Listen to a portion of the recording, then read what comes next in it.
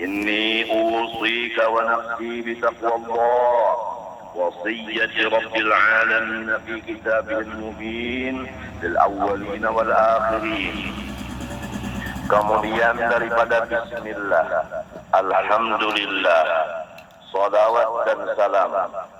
Maka, wahai saudaraku seagama yang sudah diberi anugerah iman, yang aku cintai, yang mempunyai hati yang baik,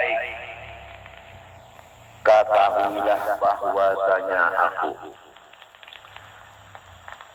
menyampaikan wasiat kepada diriku dan kepada engkau dengan wasiat Allah Subhanahu wa Ta'ala yang dicantumkan di dalam kitab suci Al-Quran. Ditujukan wasiat itu bagi semua hamba Allah yang dahulu dan seterusnya. Wasiat itu yaitu yang dinamakan taqwa kepada Allah Subhanahu wa Ta'ala. Wahia ibaratun 'an ijtinabi ma nahallahu 'anhu wa fi'li ma amara Allah bihi. Maksud daripada takwa itu adalah menjauhkan diri daripada semua yang dilarang oleh Allah Subhanahu wa Ta'ala dan memperbuat semua yang disuruh oleh Allah Subhanahu wa Ta'ala. Adapun usaha ikhtiarnya untuk menjauhkan diri dari yang dilarang Allah, yaitu harus mempunyai makrifat kepada Allah yang mewarisi takut hati kepadanya.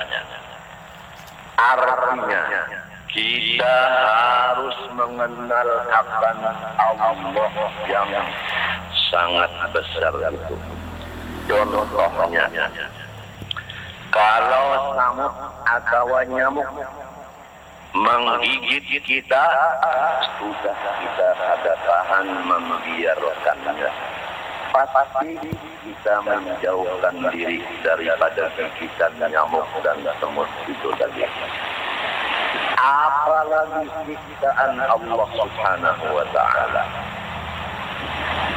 Kalau kita pernah melihat orang-orang yang disiksa di penjara, maka rasanya hati kita takut masuk penjara saat Allah di akhirat. Dengan memperhatikan dua contoh itu tadi, insya Allah hati kita takut kepada Allah sesudah kita mengenal akan kebesaran Allah. Orang yang belum mengenal kebesaran Allah pasti tidak bisa takut kepada Allah. Misalnya, orang yang tidak tahu kebesaran gurunya, maka tidak bisa ia takut akan gurunya itu. Maka gurunya dianggapnya teman biasa, manusia biasa. Malahan gurunya dianggapnya lebih remeh daripadanya. Akibat tidak makrifat, belum mengenal. Orang yang bisa menghormat guru, orang yang sudah kenal kebesaran guru itu. Guru pertama diwajibkan melajari akan si murid. Dua, guru disuruh memelihara murid itu. Guru disuruh mendoakan murid itu. Guru disuruh beribadah pahalanya untuk si murid.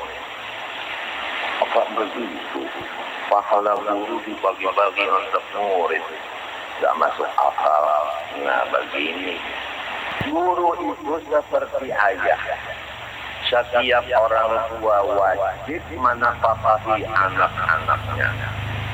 Maka jelas setiap orang yang punya guru, ibadah guru itu diserahkan guru kepada Allah, mohon pahalanya diberi ganda, dibagikan kepada anak-anak muridnya sebagai anak-anak tanggungannya. Sebagaimana orang punya anak buah, wajib mencarikan nafkah dan anak buahnya untuk anak buahnya. Jelas? Dan setiap guru tidak ada mempunyai sifat amarah terhadap muridnya. Dia mempunyai kasih sayang kepada muridnya. Di atas daripada kasih sayang ibu bapak terhadap anaknya. Sekali lagi, lebih kasih sayang guru terhadap murid dari ibu bapak si murid itu terhadap anaknya. Arhamun nasi bin nasi al-ulama. Hadis Nabi.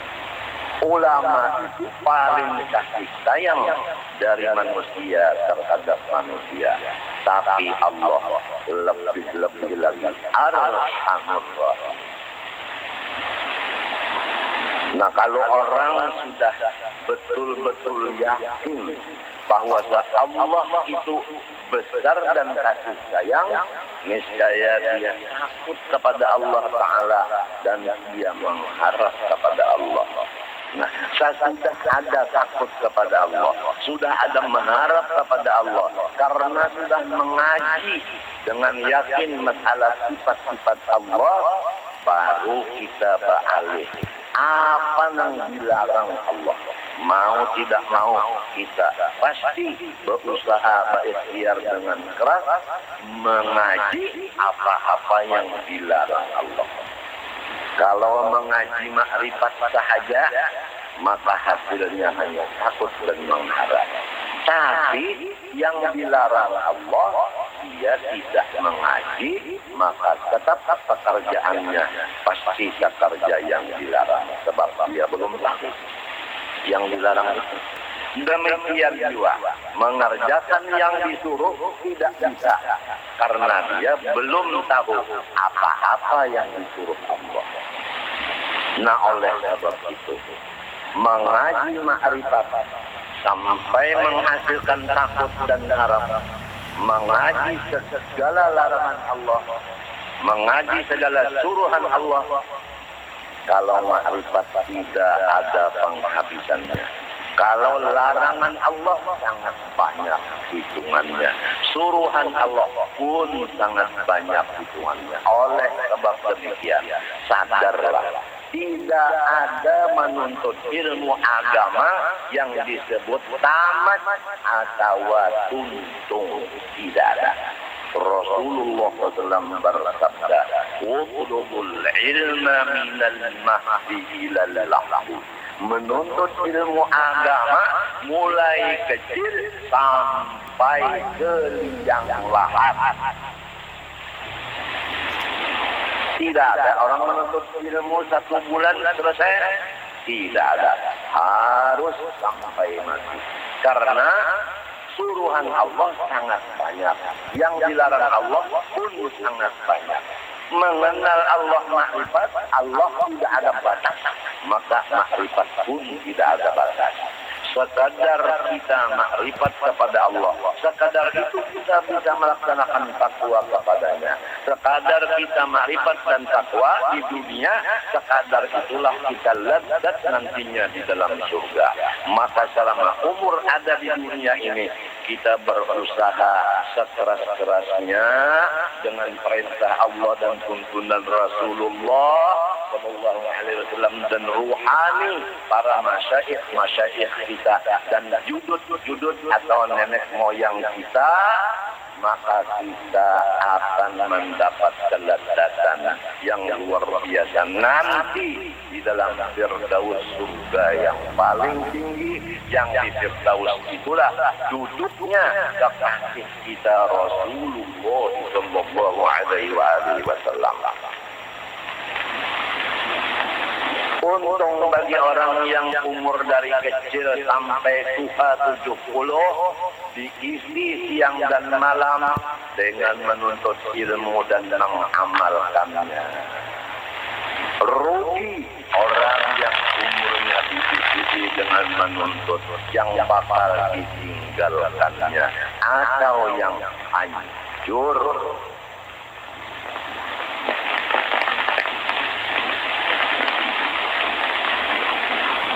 Semoga Allah Subhanahu wa ta'ala memberikan kita akal yang jernih, sehingga dengan parantara akal yang jernih yang diberikan Allah kepada kita, kita bisa memilih mana yang mestinya diambil, mana yang mestinya ditinggalkan. Dunia akan kita tinggalkan. Bahkan sebelum kita meninggalkan, banyak terjadi dunia sudah meninggalkan. Tidak sedikit orang kaya yang mendadak menjadi orang kafir. Betul? Tidak sedikit pejabat yang mendadak jabatannya dicopot. Sebelum dia mati, sudah ditinggalkan oleh dunia. Istri dan anak buah adalah dunia. Banyak terjadi sebelum mati, sudah ditinggalkan istri.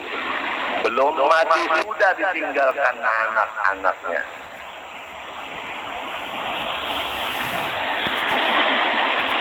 Ya, semoga Allah Subhanahu wa ta'ala satu-satunya harapan kita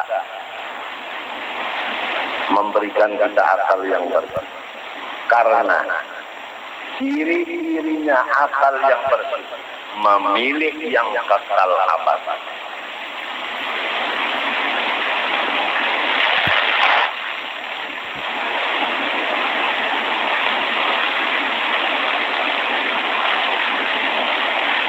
Wallahu khairul wa abqa. Yang paling baik dan paling kekal. Tidak ada dua, hanya satu, yaitu Allah.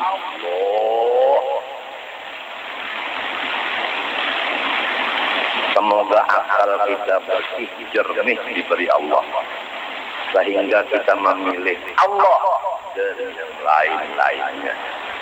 Yang lain dari Allah pasti akan meninggalkan kita.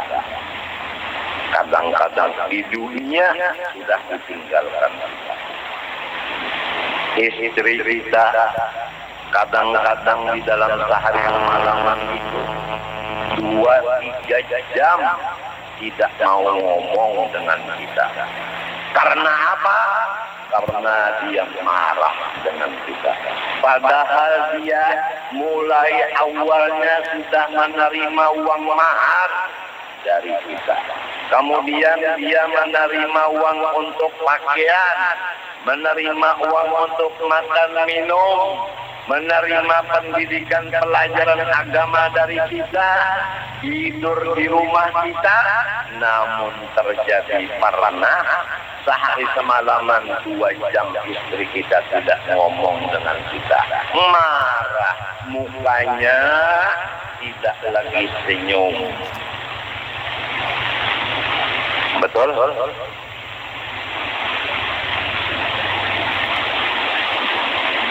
Betul? Seakan-akan kita ini dianggap istri najis. Seakan-akan kita dianggapnya adalah bangkai yang lebih bosok. Jadi dia membenci dan menjauh.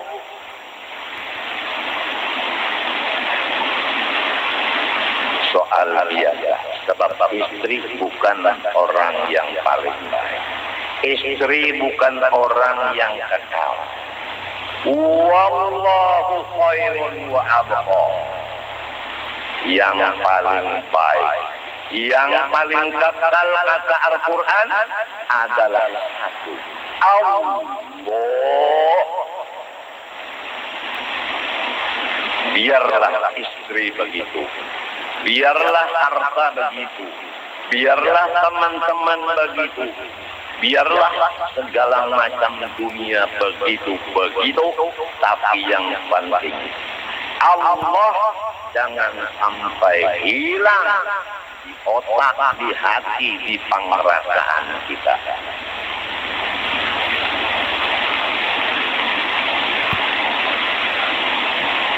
Wasruf minal azwaj man ma sa'adat fi ta'atin wa kharra azuban fawda. Di dalam kitab Kifayatul Awliya. Lepaskan olehmu dari istri-istri kamu yang tidak menolong, membantu, mendukung akan kamu yang melaksanakan taat ibadah kepada Allah. Kamu ditugaskan untuk melajari dan mengamalkan ilmu.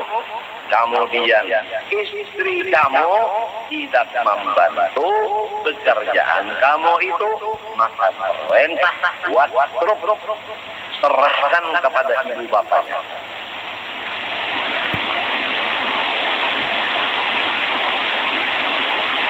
Maka kita Ahlus Sunnah wal Jamaah punya dalil 4, Quran, hadis, ijma' dan qiyas. Kalau sudah istri yang kita mahar tidak membantu mendukung kerjaan kita yang seperti kerjaan Rasulullah ini, apalagi yang bukan istri, harus kita lepas semuanya karena tidak ada manfaatnya. Kalau tidak ada manfaatnya, berarti kita dapat mudaratnya. Jadi berjauhlah. Ittaqillaha sahiban wa da'inna sajanibah. Bismillah. Sahabat semua itu hanya satu, yaitu Allah.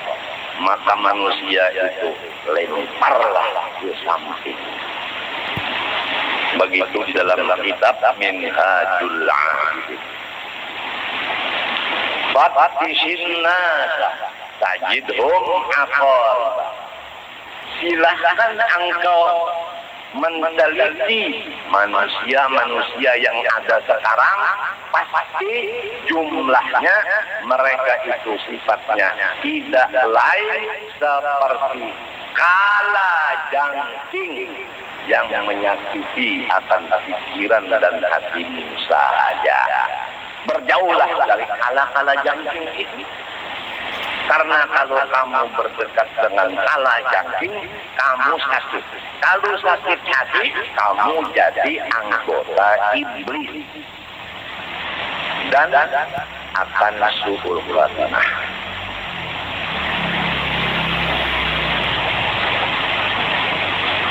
Syekh Salman Al-Madani di dalam manaqib beliau mulai kecil, artinya seterusnya.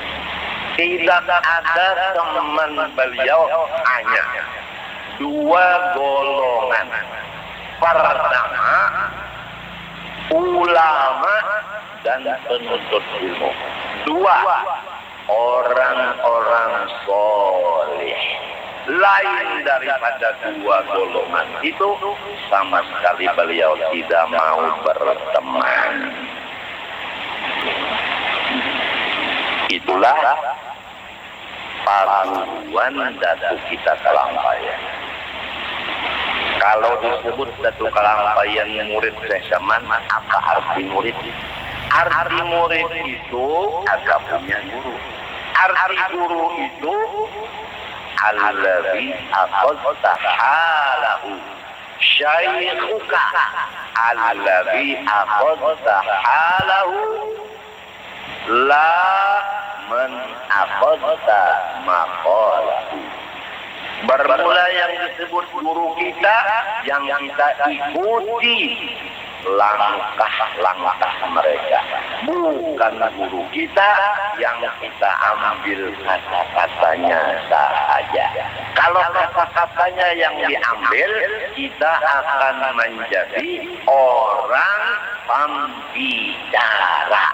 Kalau menjadi orang pembicara, di mana-mana berbicara, tidak ada lain tujuan selain daripada menguras kata-kata. Yang disebut ulama ulisan, yang disebut ulama munafik.